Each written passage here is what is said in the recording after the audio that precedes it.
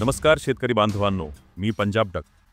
आज तारीख आहे 10 जुलै 2025 आणि मी तुमच्यासाठी घेऊन आलोय महाराष्ट्रातील हवामानाचा ताजा अंदाज, जो तुमच्या शेतीसाठी अत्यंत महत्त्वाचा ठरणार आहे। सध्या राज्यात ढगाळ वातावरण कायम आहे। मागील काही दिवसांपासून सूर्यदर्शन झालेले नाही आणि याचा परिणाम काही पिकांवर होतोय। मात्र डाळिंब उत्पादकांसाठी ही एक दिलासादायक बातमी आहे, कारण उद्यापासून म्हणजे 11 जुलैपासून अनेक भागांमध्ये सूर्यदर्शन होण्याची शक्यता आहे। डाळिंबाच्या बागांमध्ये सध्या रोगकिडीचा त्रास वाढलेला असताना सूर्यदर्शनामुळे ही समस्या कमी होईल आणि त्यांना काहीसा दिलासा मिळेल। पुढील काही दिवस म्हणजे 11, 12 आणि 13 जुलै या तारखांदरम्यान राज्यातील अनेक भागांमध्ये उन्हाचे दर्शन होणार आहे।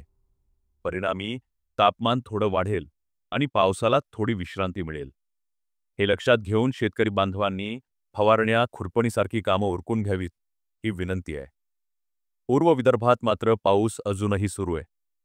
नागपूर, वर्धा, भंडारा, गोंदिया, अमरावती, अकोला या भागांमध्ये येत्या 13 तारखेपर्यंत पाऊस सुरू राहील।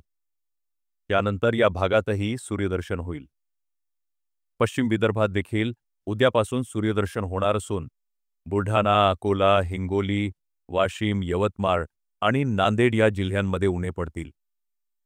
दुसरी आनंदाची बातमी म्हणजे मराठवाड्याच्या शेतकऱ्यांसाठी जायकवाडी धरण सध्या 63% भरलेलं असून येत्या 10 दिवसात 83% भरण्याची शक्यता आहे।